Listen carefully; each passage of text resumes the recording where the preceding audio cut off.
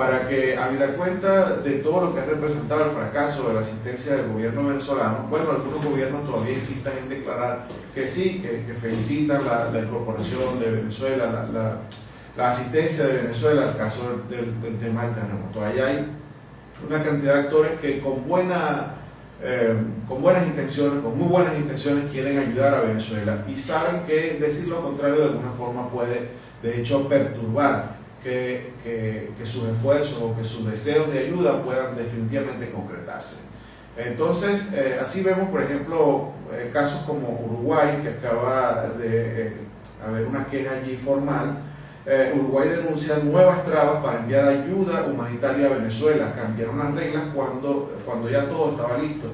Y cuenta la noticia que extraemos acá, el portal es Área 58 Piso Noticias. Dice que bueno, que tenían listas 15 toneladas de envío que iban a ser trasladadas de Uruguay hasta acá por vía aérea y por vía marítima. Bueno, resulta que hay unos costos asociados al uso de aeropuertos y de puertos para el atracamiento de las naves, y todo eso se alteró. Francamente a mí me sorprende esto, yo no lo sabía, pero parece que es usual que aún cuando se trata de aeronaves o barcos que vengan y traigan, aunque traen material de este tipo de ayuda humanitaria, pues tienen algunos costos, tienen algunos aranceles que cancelar. Y uno se pregunta, caramba, en momentos como estos, de tanta emergencia, es de verdad necesario que el Estado aplique este tipo de cosas. Bueno, de verdad que no me dejó sorprendido esta noticia. En todo caso, hay esto, sigue siendo más perturbación para el tema de la ayuda humanitaria. Bueno, se incorpora ya está cómodo, ya está listo. Estamos listos. Ya se incorpora Rafael a la transmisión, acaba de llegar, les contaba que seguramente una muela se puso delicada. Y estabas en toda la razón. Ajá, hubo que pelear de más con ella. Sí, señor. Bueno, bienvenido Rafael. Hola, saludos a todos, feliz martes. Acá estamos, Rafael Botaro, PNI 32763, en un programa más de República, muy contento de acompañarlos. Pero venía escuchándolo, como siempre, en la emisora, venía escuchando a Carlos. Ya sé que comenzó a hablar del tema del terremoto. Me gustaría agregar que según amistades, nos siguen informando que el acceso a estas maquinarias pesadas sigue siendo privado. Por allí Elisa Alfonso lo comentó, después lo obligaron, no sé, digo yo, pareciera, ¿no? Pero dijo que no, que se lo pusieron al servicio de repente a él, por ser él, no sé. Pero la información que nos dan amigos, vecinos, gente de allá, que lamentablemente unos amigos perdieron su casa, quedaron en la calle, se cayó el edificio. Para él, gracias a Dios, no tiene familiares que buscar, pero para otros sí, sus vecinos. ¿Cuánto es que dijeron? $1.500, $2.000. Eso es lo que está costando. De hecho, ahora disculpa Carlos, el Estado puso a la orden otras maquinarias, pero la información que nos dan es que también hay que pagarlo. Sí, no solo eso, además del costo obvio de dinero, pues hay máquinas que están detenidas por la dificultad de conseguir combustible. Entonces no es solamente un tema de que, bueno, de pronto consigo para pagarlo, es que aún el dueño de la maquinaria a veces tiene dificultades para conseguir combustible y sencillamente la máquina muchas veces está parada, estando en buen funcionamiento, parada porque sencillamente no se consigue ningún tipo de combustible para echarla a andar. Ayer, por cierto, veíamos una denuncia en el programa, vi una denuncia sobre ese tema. Esa máquina sí se había dañado, creo que una correa, una cosa se había roto en pleno funcionamiento, y bueno, estaban ahí haciendo esfuerzos por repararla. Ajá. Por cierto que además de este tema de la maquinaria, ha originado también, bueno, entramos en un proceso, digamos, este es tal vez el segundo proceso que viene en medio de todo lo que implica una catástrofe como esta, ¿no? Sí. Ya pasamos definitivamente el tiempo en que era posible hacer un rescate, y se dieron rescates a tiempos milagrosos. Creo que ya ahorita no hay... Creo que el domingo fue el último, pero entiendo que fue una familia o varias personas que se les vino el edificio encima y pudieron en la medida tenían un espacio más o menos cómodo, quedaron una buena burbuja. Tuvieron acceso a algún tipo de comida, algo así, o de agua, y pudieron aguantar. Bueno, entonces ya a estas alturas lo que no es lo mismo el familiar que busca al suyo, al cadáver, para darle un sano despido. Pues. Sí, pero ahorita ya el tema es remoción de escombros. Y remoción de escombros y retiro de cadáveres. Hay un tema con eso. Y allí entonces, dos cosas. Primero, la semana pasada hablábamos un poco de lo que fue esta suerte de fosa común que se inventaron.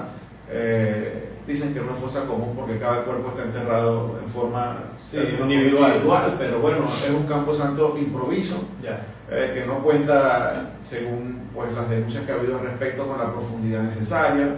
Las imágenes más o menos pintan eso. Sí, que queda en la ladera de una montaña, que eso es una zona lluviosa y que claro, cuando hay lluvia eso va a bajar por allí, probablemente vamos a tener otra vez esas urnas reexpuestas a los elementos. Bueno, en fin, una cosa absolutamente improvisada.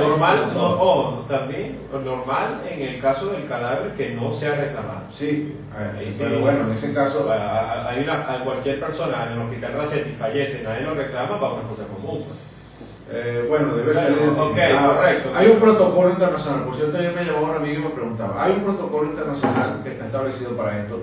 Cuando se retira el cadáver de un cuerpo, de una edificación que se ha caído, se debe geolocalizar, es lo primero. Indicar de dónde fue extraído. Y luego de eso, bueno, se recogen se recogen algunas muestras y fotografías, todo lo que se pueda para conservar la identificación de ese cadáver. Sí. En todo caso, estamos en la fase de remoción y aquí, mis hermanos, ha habido una fuerte denuncia porque ha habido el traslado de material de todos estos edificios que se han caído hacia las orillas de las playas, y hay la denuncia de que se está queriendo rellenar las playas. No, parece que no ha llegado a ese extremo, hay que ser responsable con esto. Sin embargo, ha habido unos vuelos que se hicieron, que ya son públicos, están allí en Instagram, en las redes sociales, donde se ve prácticamente toda la orilla de una playa, pues utilizada como vertedero para todo esto. Y esto es importante calificar esto, ¿no? Porque el escombro no tiene necesariamente que llegar adentro a tener contacto con el agua, me refiero, para que se verifique el daño a una playa. La playa, finalmente, si lo determinamos, la playa es la orilla, lo que denominamos playa es ese cuerpo de arena frente a un cuerpo de agua. Bueno, eso está prácticamente borrado con este movimiento que se hizo de estos escombros. Y además el escombro tiene una característica que es evidente, que es las piedras que usted ve, que es las rocas, que son los residuos que usted ve. Pero hay muchísimos, pero el caso es que hay muchísimos residuos que no vemos. Que no vemos. Que ya lo cubrió el agua. No, el que está sobre todo ese escombro, es decir, restos químicos, restos de pintura, restos de desechos orgánicos, inorgánicos. Ahí hay todo lo que había dentro de una casa. Pues al final, cuando se presente la primera lluvia, todo eso va a ser arrastrado hacia el mar. Todo lo que es polvo, todo lo que al final se seca y se convierte en polvo por la acción del viento, va a terminar depositado en el mar. Entonces, inevitablemente, haciéndolo como lo vienen haciendo, vamos a terminar con un mar contaminado. Pues sí. Y bueno, tardío, pero el gobierno venezolano no hizo la alerta de que estaba prohibido, pero ya después que pasó y que se hizo viral, ¿no? Bueno, en todo caso que es una prohibición para ellos mismos. Ya, bueno, es correcto. 12 y 15 minutos, recordar nuestros números de contacto, mensajería de texto y WhatsApp, 0414-788-7435, 0414-788-7435. Saludos a todos los que se conectan por nuestro streaming, www.fenix941.com, Fenix941.com. Ya veo a Carlos Velázquez en su TikTok en vivo. Saludos a la gente que interactuó por allí, @Carlos Velázquez BP, Velázquez SZ y P pequeña P. Y en Instagram ya yo estoy en vivo, @RafaelBotaro1. Saludos también a los que se conectan. Por ahí se conectaba mi buen amigo Cárdenas desde Madrid. @RafaelBotaro1, con P de Barcelona, doble T, el 1 es un número, todos por @República Programa en Instagram y en YouTube. República es con K. En nuestro YouTube ya puedes disfrutar todos los programas del pasado jueves y todos los para que usted lo disfrute cuando usted tenga un tiempito, cuando quiera, lo puede disfrutar. Para concluir este tema del terremoto, en la conversa que tuve con unos amigos también el fin de semana, nos dicen que, bueno, sí, definitivamente ha cesado una barbaridad el apoyo, el envío primero el apoyo humano, wow, los venezolanos de cualquier rincón del país fueron para allá teniendo conocimientos o no, al ponerse a la orden. De hecho, varios amigos nuestros que aún siguen allá después de más de 2 semanas. Pero tanto la gente como los insumos ha bajado una barbaridad. Como tú lo decías hace unos minutos, Carlos, esta desgracia para los afectados va a durar mucho tiempo. Ahí hay un reporte, un periodista internacional entrevistaba a unos damnificados allí en Vargas que se quedaron allá, que dicen que en el transcurso del día están pasando mucha hambre. Les están dando comida a la primera hora y al final de la tarde-noche. En medio del día no hay insumos, no hay alimentos suficientes, no en los refugios, en los centros de acopio, no está llegando. Es la invitación que hacemos a lo que usted pueda, cualquier granito cuenta, medicamento, alimento preparado, alimento no preparado, harina, arroz, espagueti, cualquier cosa, latas de atún, sardina, lo que usted pueda colaborar, nosotros estamos a la orden desde acá, tanto para enviarlo a La Guaira como también para atender a las personas que han llegado a Anzoátegui. Yo creo que ya deben haber más de 1.000 personas, 1.000 damnificados en Anzoátegui, en diversos municipios. Hemos hecho cobertura de ellos estos últimos días y enviado también ropa, alimentación. Nos hemos dedicado a eso, pero yo quiero volver a poner nuestro número telefónico para lo que usted pueda donar. Nosotros incluso podemos hacer la diligencia de irlo a buscar a donde usted esté. 0414-788-7435. De hecho, bueno, les puedo adelantar, este fin de semana ustedes saben que el domingo es el Día del Niño. Vamos a ver qué nos inventamos. Tenemos allí varias familias de damnificados que han llegado. Bueno, a esos niños de esas familias vamos a intentar sacarlos un rato de tanta angustia y tanta dolor, ¿no? Sí, en el estado, la zona norte, pues del estado de Anzoátegui, durante los días inmediatos a la tragedia vimos que había muchos sectores donde se estaba recolectando pues, todo tipo de ayuda humanitaria. La verdad ahorita han cesado, creo que ayer vi uno que todavía está funcionando en Plaza Mayor. ¿En Playa Mansa dónde está? En Playa Mansa, sí, ok. Sí. Entonces en Playa Mansa, Lechería, todavía están allí recibiendo ayuda humanitaria, se está requiriendo medicinas, alimentos no perecederos, y la verdad es que a la cuenta de que se aproxima este Día del Niño, un juguete también sería un buen donativo en estos tiempos de tanta Sí, señor.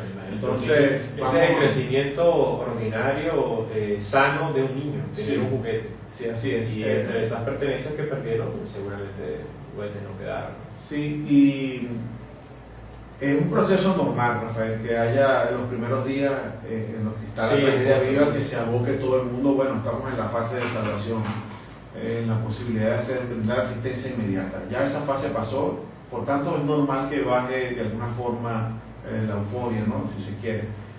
Y en este momento lo más importante en ese sentido es visibilizar lo que está pasando, ¿no? Porque pareciera que digamos, en estos días el que se pudo salvar se salvó, y el que quedó salvo entonces que vea cómo hace, ¿no? Una cosa así. Sí. Entonces es importante que la ignorancia de no entender la magnitud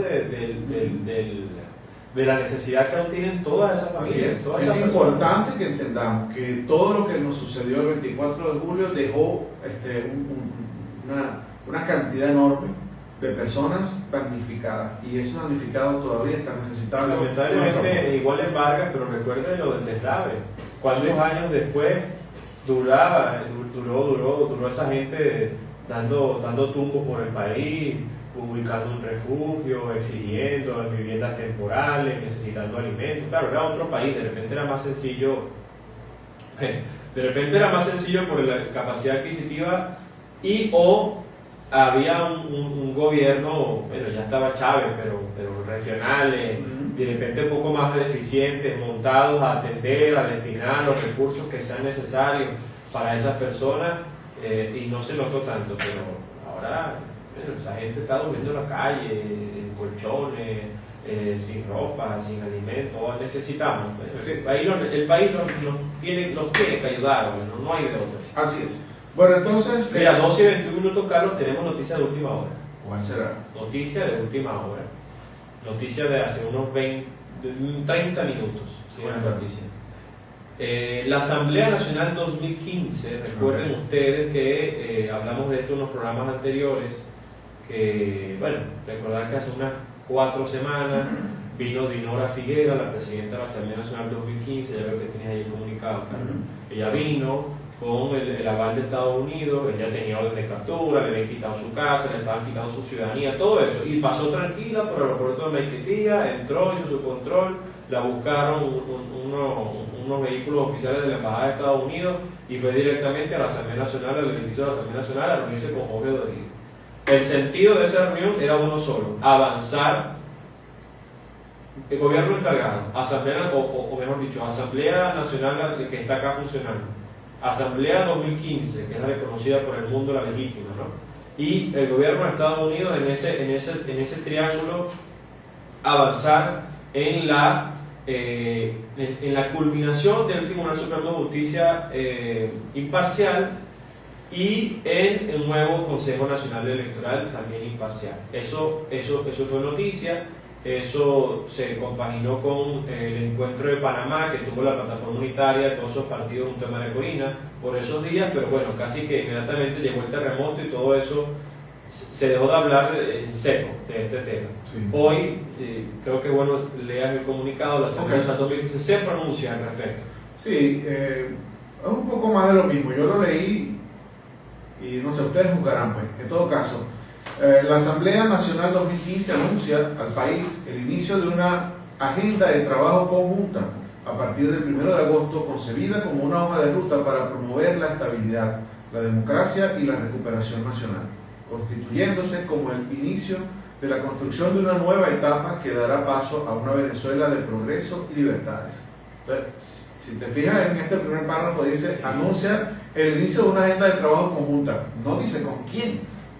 Sí, pero tiene que ver con lo que... No sé, empezamos a suponer que es con quién, con la encargada, es con la asamblea. Una de las cosas, y se las adelanto, poderosa, es que de ipso facto sale el comunicado y sale un comunicado de Marco Rubio, el secretario de Estado, que acompaña y ratifica y apoya totalmente ese comunicado en aras de tener pronto poderes públicos libres. Continúa y dice, aclara el fin de esta gestión. Entonces dice, la agenda tendrá como prioridad el fortalecimiento de las instituciones democráticas del sistema electoral y el restablecimiento de las garantías para la participación política. Es básicamente CNE.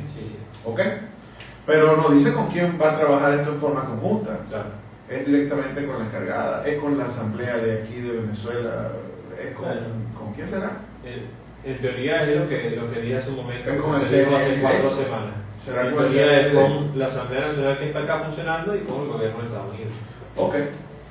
Bueno, tenemos sí, correcto, esa es la gran noticia. Tendremos muy pronto CNE. ¿Cuándo? Bueno, esperemos que sea lo antes posible. El país lo pide a gritos, lo necesitamos, el país pide a gritos un gobierno legitimado, además un gobierno, oye, que le dé confianza.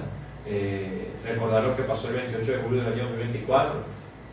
Ojalá que eso avance lo más rápido posible. Por cierto, a propósito de esto, hubo una rueda de prensa acá de la plataforma unitaria. Correcto, el día de ayer. Sí. Y dentro de varias acciones que se están organizando y todo lo que se notificó allí en esa rueda de prensa, pues se conversó respecto de sumarnos a una gran movilización que va a haber el día 28 de julio. Qué bueno. Va a ser una movilización nacional y entiendo que también va a haber una movilización acá. Bueno, claro, eso o sea, segundo aniversario, celebración, si se quiere, del último triunfo electoral no reconocido, arrebatado, como quieras darle, pero fue lo último que el pueblo de Venezuela todo trabajó para ganárselo. El 28 de julio del año pasado estábamos en un tiempo muy difícil. Muy oscuro, sí señor. Había mucha oscuridad en la casa y sencillamente no pudimos salir a encontrarnos y a comentar con esto. Pero este año sí lo vamos a hacer. Ni de cerca tener un programa de radio, no, nada de eso. Ni nada. Había mucha... Incluso ni salir a hablar del tema con el vecino. No, nada. Pero bueno. El 3 de enero, en estos días, ayer, el sábado, por cierto, ahora vamos a hablar de eso, estuvimos en Mapire, en el municipio de Monagas. El sábado hablaba con unos vecinos allá y hablamos y bueno, dejamos claro, por una parte el país cambió totalmente el 3 de enero, pero totalmente, en muchos sentidos, en uno lo que estamos hablando, pero en otros, oye, lamentablemente sigue igual o de igual a peor, en el estancamiento económico, en la crisis de los hospitales, en la crisis de los centros de salud, en la crisis de los servicios públicos, sigue igual o peor. Si usted quiere verlo lo más positivo posible, sigue igual de los últimos, no sé, 6, 8, 10 años. En Mapire... Bueno, ya son 6 meses desde el 3 de enero, sí. Y esos han sido 6 meses de abandono absoluto. Ese día se colgaron los guantes, los poquitos que podían trabajar. Ese día se acabó todo eso y es de aquí para adelante. Sacaron la plataforma ayer en esa rueda de prensa que me gustó bastante. Indudablemente había que hacer un análisis político de la reacción que tuvo o no tuvo el gobierno encargado luego del terremoto de La Guaira. Una ausencia, bueno, clarísima. Ustedes lo han visto. El país tiene 3 semanas ya casi hablando de esto. Sí. ¿Cuál es la conclusión a la que yo llego? Después del 3 de enero, prácticamente no se le ha dado, usted juzgará, continuidad a lo que debe ser una gestión administrativa, a una planificación. Sí. Aquí no hemos visto más anuncios nacionales con respecto a salud, con respecto a inversión en hospitales. Lo hicieran, no lo hicieran, debatimos en eso los años anteriores, pero es que no se ha hablado más de eso. No hemos visto a nivel nacional inversión en vialidad, no hemos visto a nivel nacional. Mira, el tema del internet, el terremoto rompió, fisuró, laceró este cableado submarino y se ha hecho imposible, tiene noticias. Bueno, nadie arregla eso, vale, ya 3 semanas de eso, el país está prácticamente sin internet. Sí, esta es una noticia que tomamos de Maracay Informa Plus.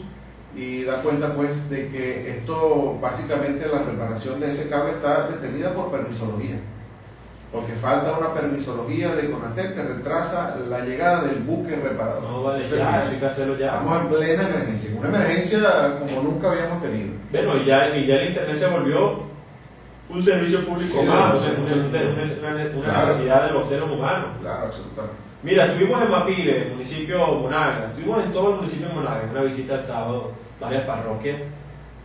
Saludos a toda nuestra gente de Mapire, pusimos ahí unos videos, al menos yo en el videito que puse al frente del río Orinoco, ha tenido varios comentarios. Mucha gente que, bueno, en la misma crisis de estos años es mapireña, pero se vino a Barcelona, se vino para el Tigre. Bueno, un pueblo que está, parece, capturado en el viejo oeste, 100 años atrás. Hay ni cobertura, en el dispensario no hay, la ambulancia no tiene gasolina, no hay médico de guardia en el laboratorio de Mapire, los pescadores pariendo para conseguir gasolina para salir a su faena. Wow, tanto trabajo, la vialidad se ve que tiene 40 años que no se le hace mantenimiento, muchas petroleras de la empresa americana hace 80 años. Así es, Anzoátegui tiene su Macondo definitivamente. Sí, justo. El tema de la vialidad, absolutamente un desastre. Pero bueno, vamos a hacer corto y entonces hacemos otro comentario. Sí, ya volvemos. Ya tenemos presión sobre el hombro. Nos vemos pronto. Hablamos ahora.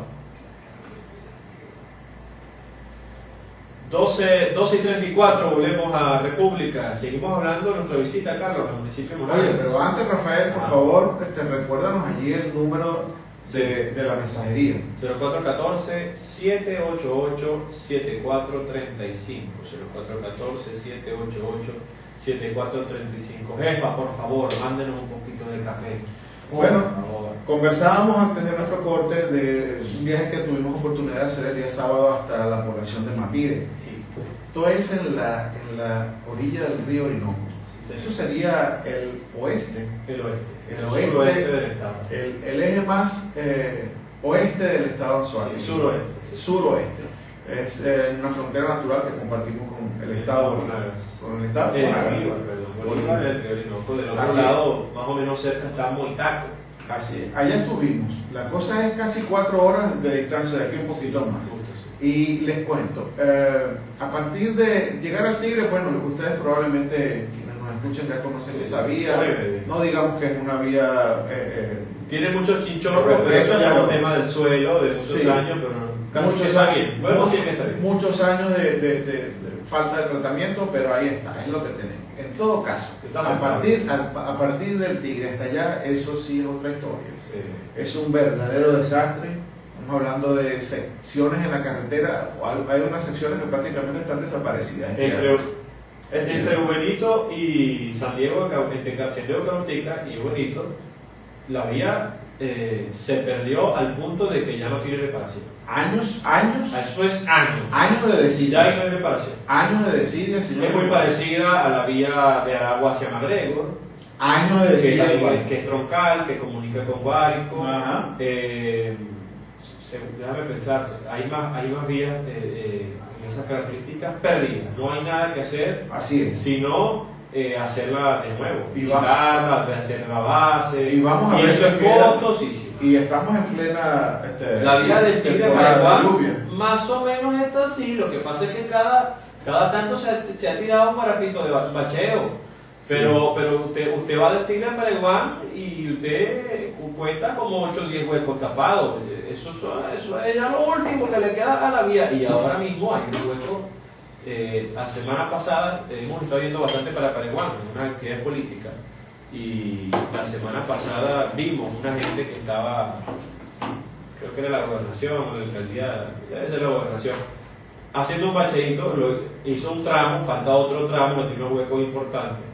Ojalá que esta vía, como digo, está a punto de caramelos, la base ya está comenzando a irse, hay que bachear. Pero bueno, como dejaron ir con la gravedad, denunciamos cuando estábamos en el Consejo Legislativo, la vía del agua McGregor en un tramo la rasparon y la dejaron así raspada. Y ahí sí es verdad que se terminó de acabar, la base se terminó de ir. Bueno, lo poco que quedaba lo terminaron ellos mismos de acabar. Sí, señor, es el mismo. Entonces hablamos de lo mismo, son municipios rurales, pero municipios que deben estar conectados, porque además de que vive gente, son municipios productores, hablando de Monagas, algodón, frijoles, incluso algo de ganadería, es petróleo. Petróleo por demás. Ese es el municipio de Anzoátegui con más petróleo debajo de su Así es, ahí hay una cantidad de macollas instaladas, ahí hay una industria petrolera que poco a poco ha venido recuperándose a partir de los eventos del 3 de enero y todo lo que tiene que ver con el acercamiento de la industria. Muy lento, lo hemos hablado. Muy lento, pero bueno, allá vimos unas cuantas gandolas, sí, ¿no?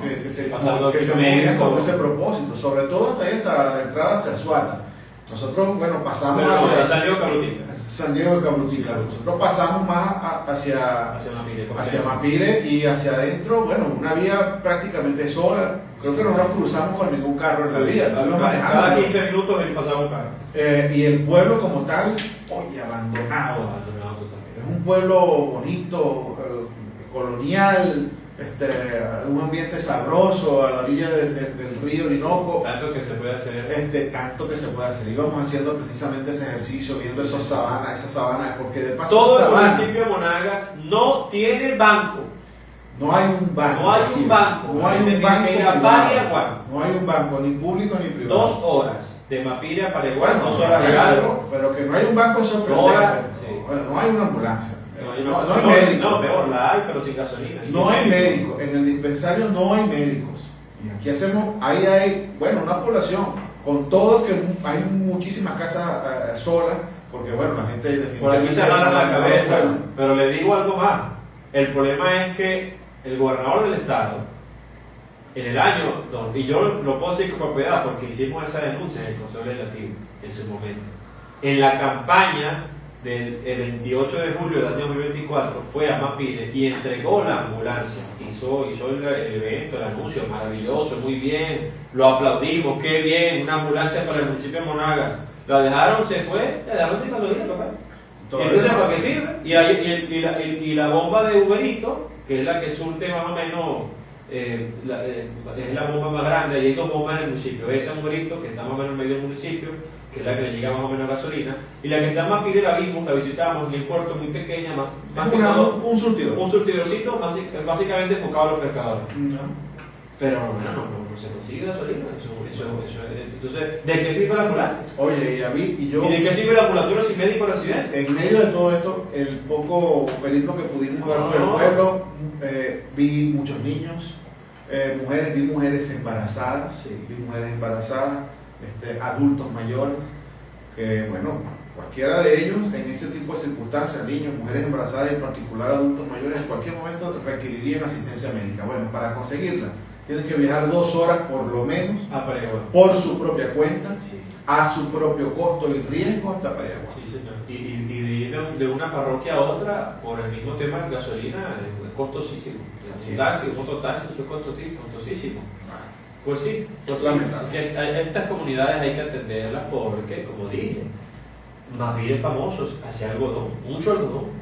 El petróleo. Siembra a frijoles, maíz, etcétera. Bueno, vamos a cambiar el tema, Rafael. Hablamos un poquito del tema del terremoto de La Guaira y todo aquello. Tenemos 2 temas importantes pendientes. Entonces, hablamos forzosamente del tema de la primera fase, que implicaba pues la atención inmediata, rescate de las personas que aún estaban con vida. Estamos en la segunda fase, que es remoción de escombros. Sí. Ya desde esta fase estamos prácticamente entrando en la tercera, que es la reconstrucción de La Guaira. Y sobre eso ha habido una gran discusión. Esto hay que decirlo. Una cosa es que uno, por todo lo que ha sucedido en La Guaira, uno dice, bueno, ya basta, que no construyan más ahí, que no toquen más eso, porque es una tierra sujeta a muchos vaivenes de la naturaleza y es complicado. Sin embargo, una de las voces más calificadas del mundo se llama Kit Miyamoto, Kit Miyamoto es un hombre que tiene más de 30 años atendiendo el tema de reconstrucciones y de construcciones. Él es como, han podido ya darse cuenta, él es japonés. Si hay un país que ha logrado de alguna forma entenderse con el drama de terremotos y temblores, ha sido precisamente Japón. Han desarrollado... ¿No hay unos Miyamoto en los yaques? Es posible que haya por ahí. ¿Tú crees en la calle Veracruz, los Miyamoto de la calle. Saludos a mi barrio, chico. En todo caso, Kit Miyamoto está haciendo pues toda investigación sobre esto. Dice que es uno de los desastres más grandes después del de China y el de China en el año 2008 y el de Turquía en el año 2023. Después de esos 2, Venezuela, que acabamos de sufrir, constituye el tercero más desastroso que ha habido en la historia. Sin embargo, él dice que la reconstrucción de La Guaira es perfectamente posible en suelo guaireño. Claro. Inclusive la noticia, no sé si fue al final una declaración de él porque quedó en el aire, pero él dice, es posible que haya construcciones de hasta 50 pisos ahí. Sí. Lo que sí es cierto es que lo que viene es una discusión estricta y evidentemente técnica. Totalmente. Ya de aquí para adelante no es un tema de si Rafael le parece, si Rafael le parece. Pero fíjate algo, ya va, y al final es política como todo. Sí, claro.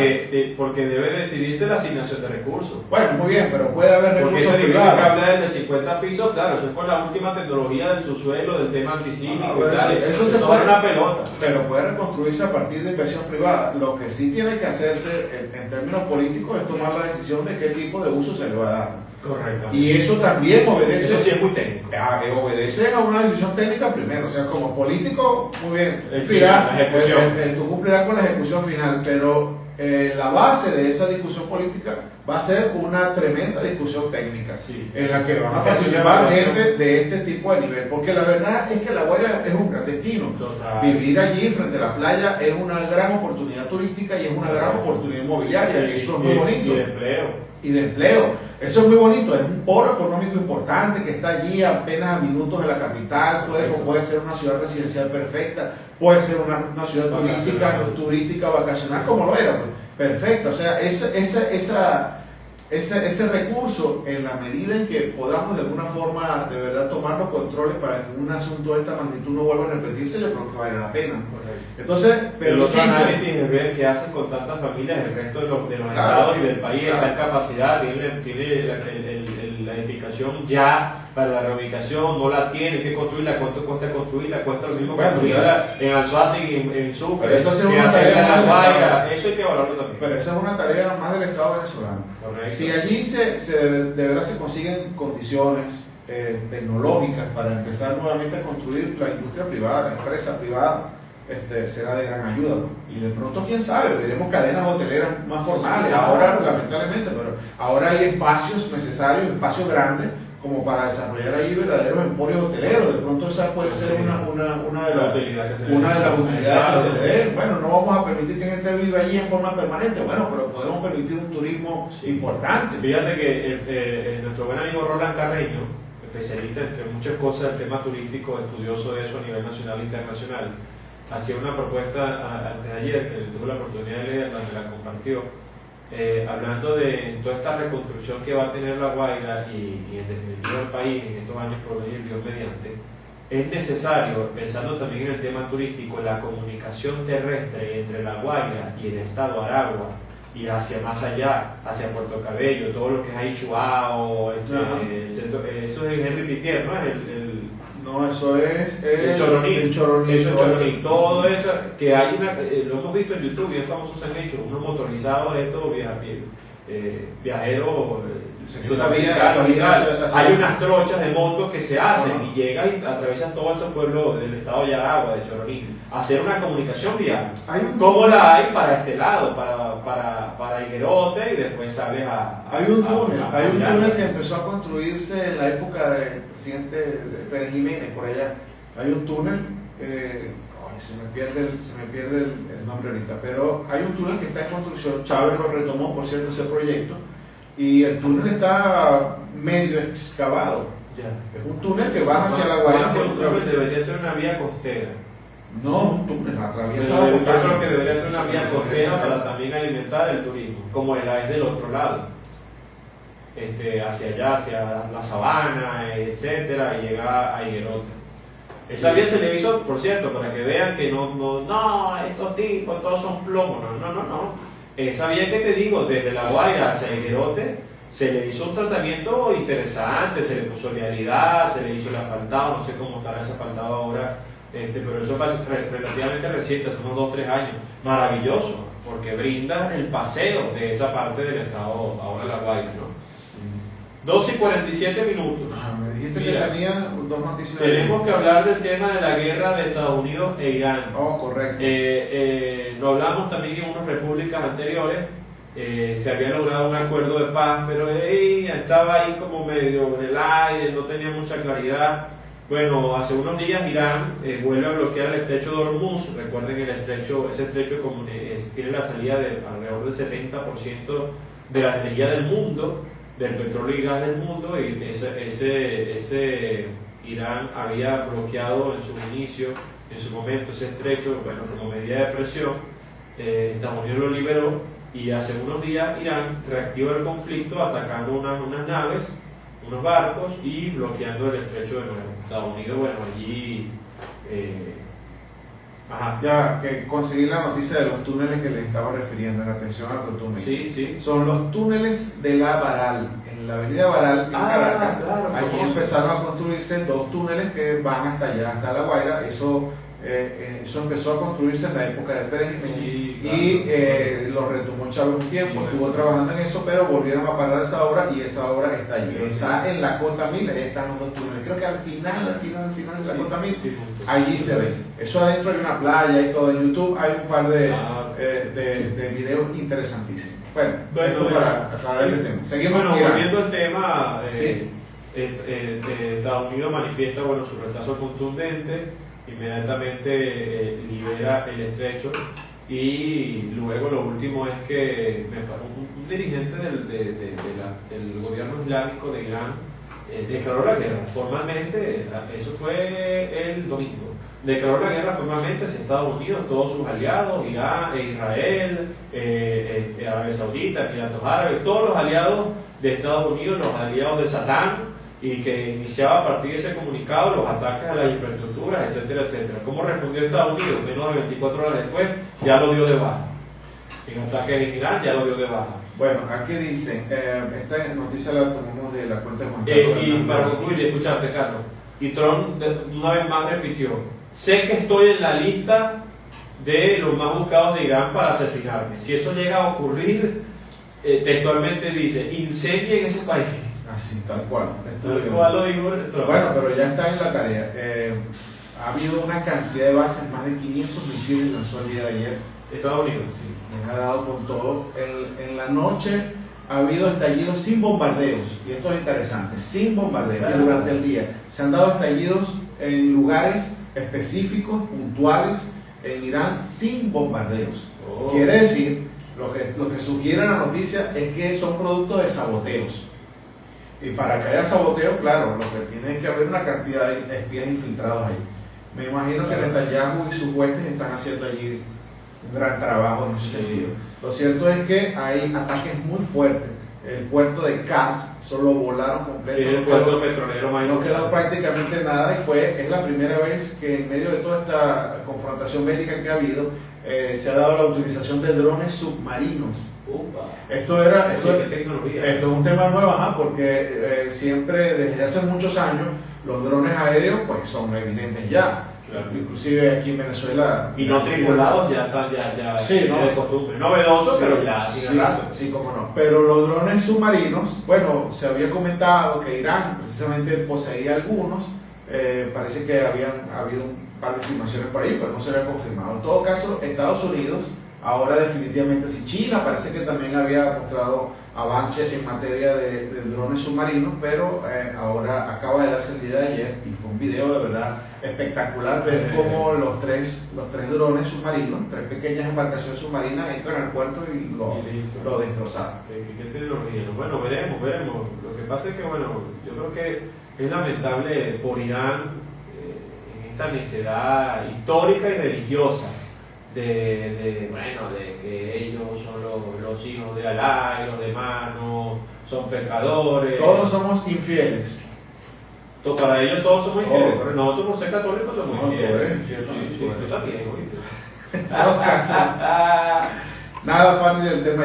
Ojalá que eso se resuelva rápido. Sí. La semana pasada hicimos un comentario acá sobre el tema de Gustavo Petro, de la Espriella, y todo lo que tenía que ver con el proceso para la entrega de la primera magistratura en Colombia. Bueno, esta semana ha habido un revuelo allí porque pareciera que ha sido la intención de Petro sabotear esto, ¿no?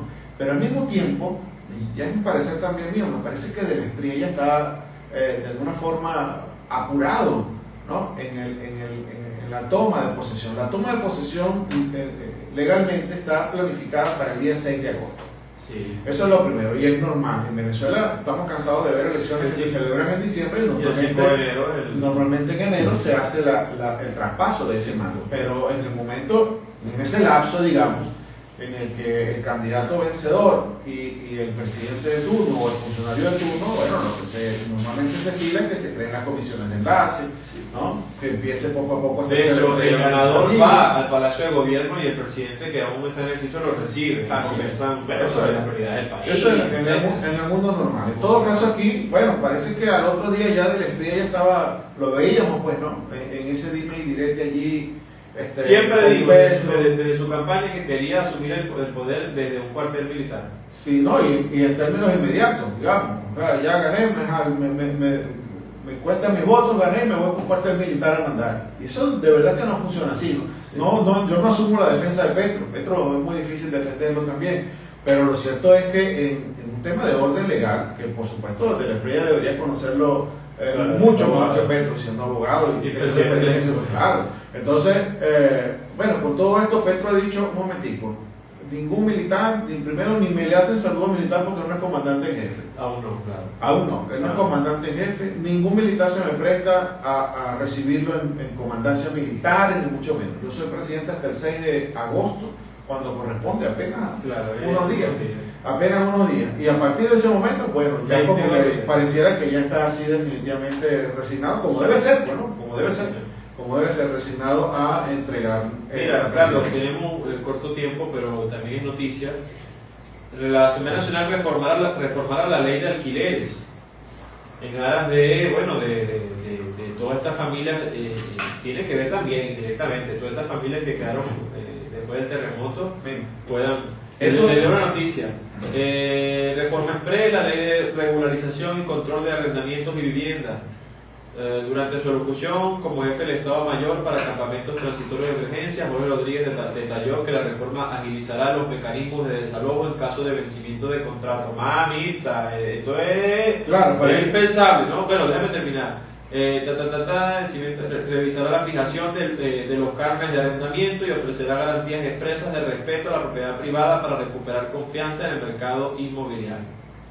Bueno, si recordamos, esto fue un invento que empezó Chávez Frías. Mira, el Estado venezolano, disculpa, asumirá los carnes de arrendamiento mediante la asignación de subsidios estatales directos para el alquiler de los inmuebles, permitiendo desocupar las escuelas públicas que funcionan como refugiados. Bueno, esto, en España esto de hace unos años se está debatiendo por la escasez de vivienda. El Estado entre un subsidio.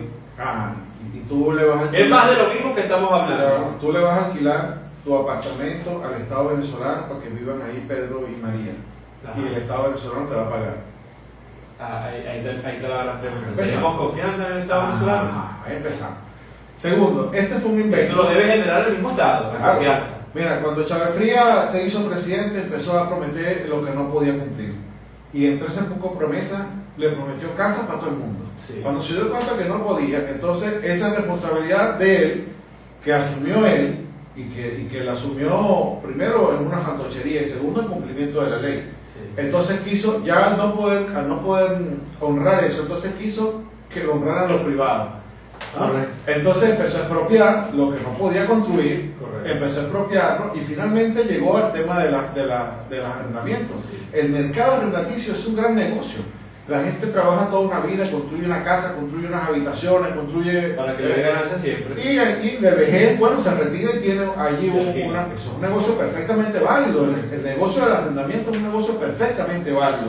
Y estable. Que mueve la economía. Que además satisface una demanda. Usted se viene a estudiar. Conmigo estudiaron aquí un montón de gente. Hace más de 20 años venían muchachos de los pueblos del estado Anzoátegui. Conmigo estudió gente que vino de Nueva Esparta. Y aquí llegaban, alquilaban su residencia de estudiantes, alquilaban un apartamento entre 3, 4 y estudiaron y les fue bien. Bueno, con el tema de todo el manoseo que se hizo sobre estas leyes, entonces empezaron a separar las leyes, que una para atender el tema del arrendamiento en comercio, que una para atender el tema de arrendamientos en materia inmobiliaria residencial. El que invade, pero tiene justificación tal, el otro no. Que un tipo de contrato que... Miren, eso lo manosearon al punto de que la gente dijo, ya no alquila. Hermano, el mismo tema de notariar, lo que vale notariar un contrato de arrendamiento. Luego entonces, el procedimiento en caso de que... Eso es una locura y otro tema. Claro, en caso de que un negocio de esto salga mal, en caso de que un arrendamiento salga mal, porque como todo negocio puede salir bien y puede salir mal. Bueno, la tragedia jurídica que tenía que atravesar, que aún tiene que atravesar un propietario para deshacerse de un mal arrendamiento. Mira, yo tengo un amigo que construyó un edificio, aquí en Puerto La Cruz, por cierto, precisamente para tener apartamentos y alquilarlos. Bueno, la mayoría de esos apartamentos hoy, desde hace varios años, están invadidos y bueno, lo que comenzó como un arrendamiento, no pago. Hizo una demanda, el procedimiento legal completo. ¿Sabe lo que al final la chiquita le dijo al juez? Bueno, esto aquí tarda mucho, hermano. Yo te recomiendo que contrates a unos malandros y saques por la fuerza esa gente de ahí. Mira, a mí... Pero como sirve también que hay que atender, ya hemos hablado de eso, hay que atender a estas familias que quedaron sin hogar. El problema acá, como tú lo acabas de decir por el presidente Chávez, es el costo. Eso no es un costo, eso no es un poco costo, es bastante. Para un Estado, el Estado tiene que saber muy bien qué es lo que le conviene económicamente. Si construir la vivienda de cero, si comprar esas que están encontrando ahora mismo, de repente estos mercados están bajos, eso, yo no lo sé, a eso hay que estudiarlo. Para tampoco endeudar al Estado, pero también resolver a la gente, que no tenga una vivienda temporal por 5 o 10 años. Lo primero que hay que significar es que esto es una responsabilidad del Estado.